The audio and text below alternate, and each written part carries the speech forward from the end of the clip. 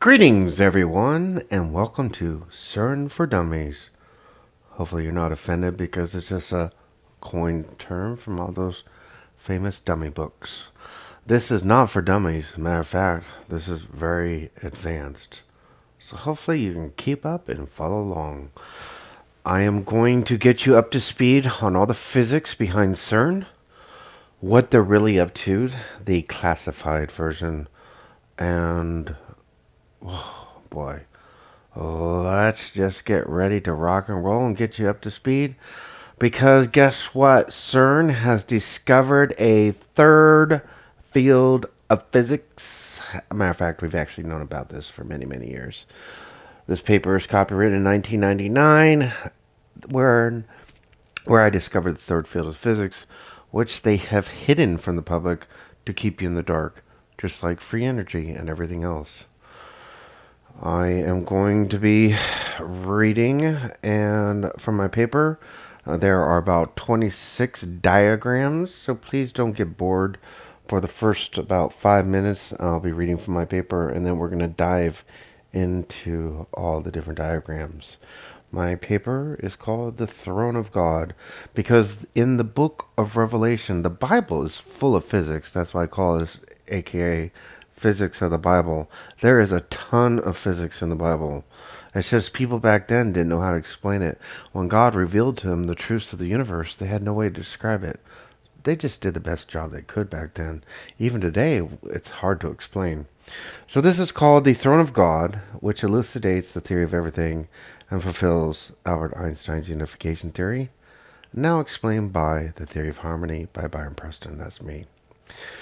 Oh boy, I don't want to bore you so quickly. I just want to grab you, so let's get started. Basically, yeah, just stick with me, folks, for a couple minutes here, and then we're going to be getting into all these crazy diagrams. So, anyway, let me give you something to look at.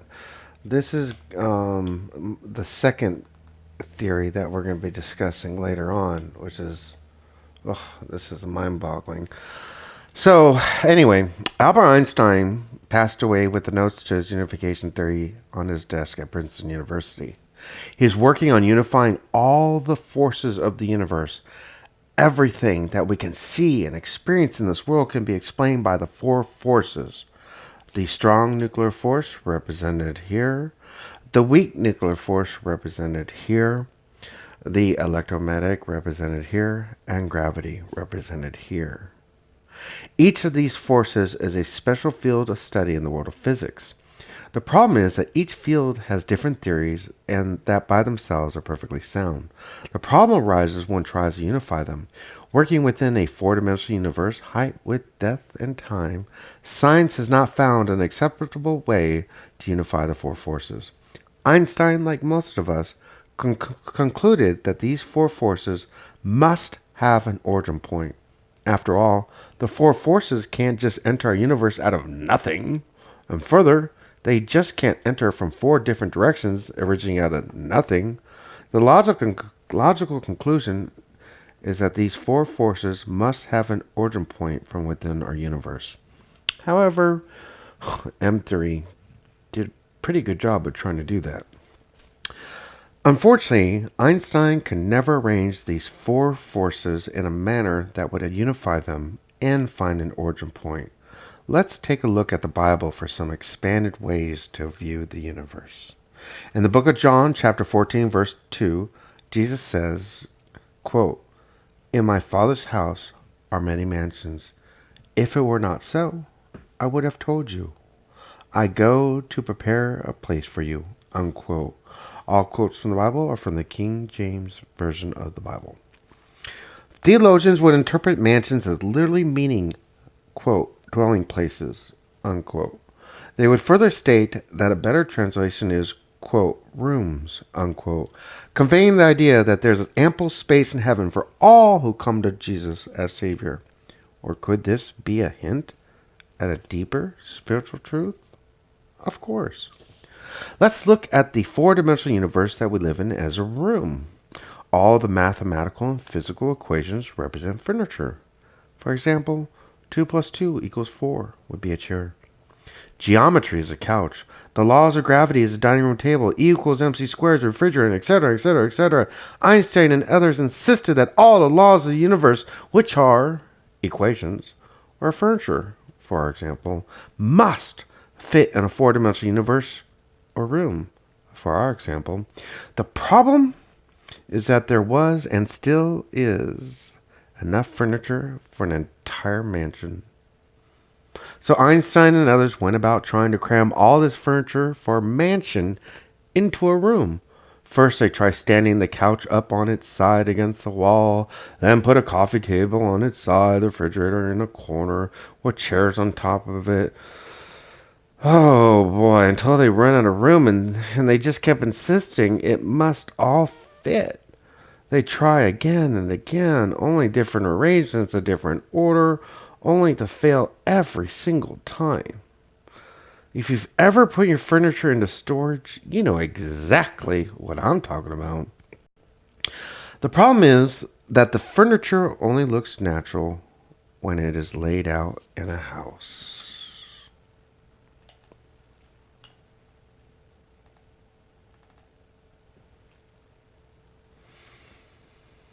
You might be able to cram it all into a storage unit.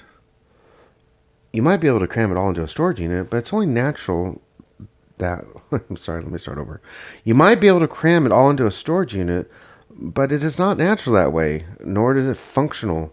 When it comes to cramming all the laws of physics into a tiny room, not only would it be unnatural, but the physicists could not even get it to all fit. It's easy to take furniture from just one room in a mansion and cram it into a studio apartment. It would be impossible to fit all the furniture of a mansion into a storage unit the size of a studio apartment. Logical, isn't it? Makes sense. It's simple to take just gravity and fit it into a four-dimensional universe, or to only squeeze the laws of quantum physics into it. There just isn't enough room in a four-dimensional universe to fit all the laws of physics into it. Einstein, one of the greatest minds, as they say, of all time, tried time and time and time again, but he could never ever get it to fit. In fact, Albert Einstein spent the last 30 years of his life trying to unify the four forces, and he died trying. Einstein, passing on, made the theories he was working on available to others to examine and bring new ideas to the table. Of course, Einstein was right in concept. The problem was the parameters to his hypothesis. Once you knocked down the parameters that he was trying to work within a four-dimensional unification of the forces could begin to take shape. Now there were enough rooms, in other words, a mansion. Instead of insisting that all the laws of physics had to fit into a universe that we could see, touch, hear, smell, and taste, there could be other dimensions that we're unable to perceive. By having a hypothesis that there are no limitations, we began an era of new theoretical physicists. This new field was called string theory. It showed great promise at unifying the four forces and all the laws of physics. However, it ran into some problems and pretty much faded away, almost, until it had a rebirth called supersymmetry. What's the difference, you ask? Well, both these theories have pretty much faded away, so that's just something you're going to have to research on your own. For now, let's focus on the important issues. We still need to discuss string and supersymmetry theory in order to get you up to M3, in order to move on to the 25 diagrams, where I'm going to catch you up to speed on what CERN is doing. Even going to the layout of Washington, D.C. I'm going to explain to you why the 33 degree in Freemasons is so important. Matter of fact, you are looking at the most sacred geometry and all the Freemason symbols, the Illuminati and everything right in front of your eyes. And I'm going to explain it all to you. But first, I have to get you up to speed. You can't just hop on a bike and just start riding it. You might need some training wheels. So let's move along. String and supersymmetry theories both prove in theory that the four forces and all the laws of physics begin to unify with a six-string theory. In other words, with the existence of six dimensions. The biggest problem was that there wasn't an origin point with a six-dimensional model.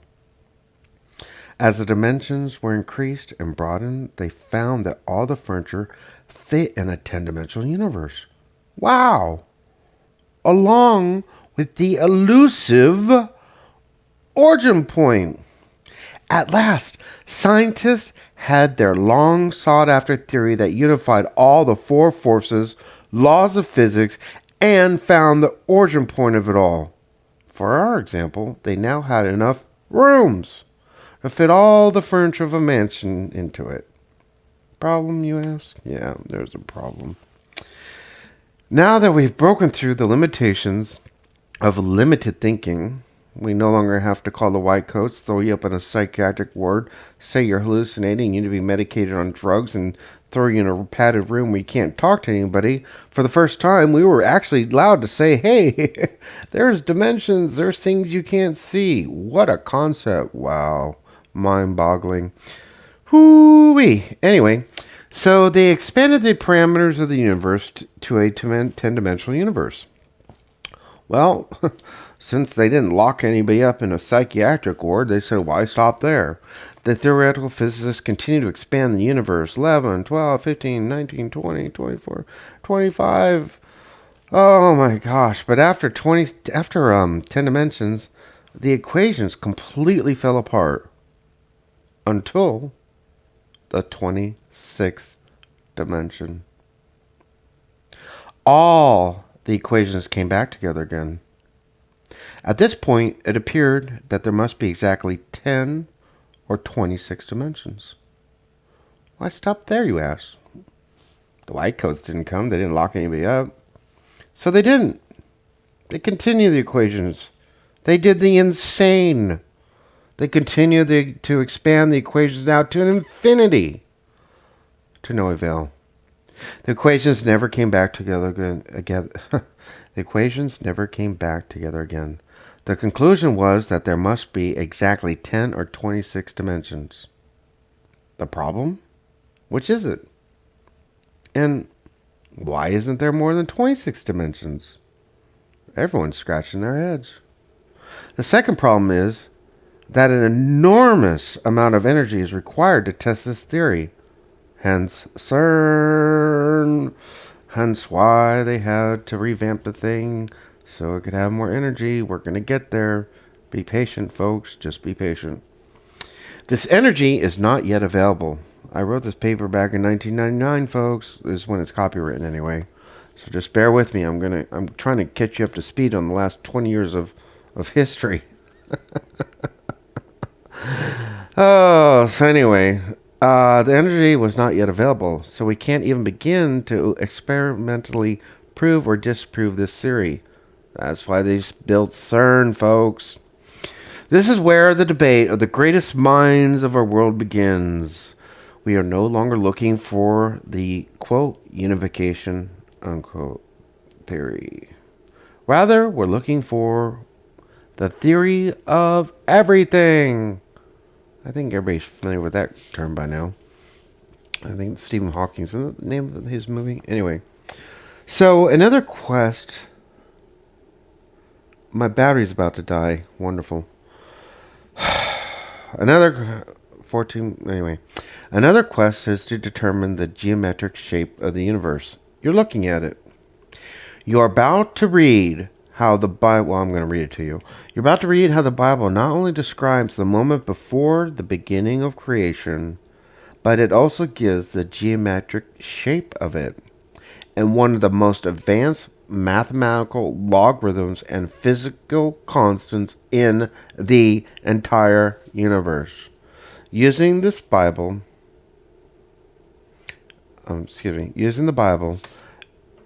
and the geometric shape of the universe.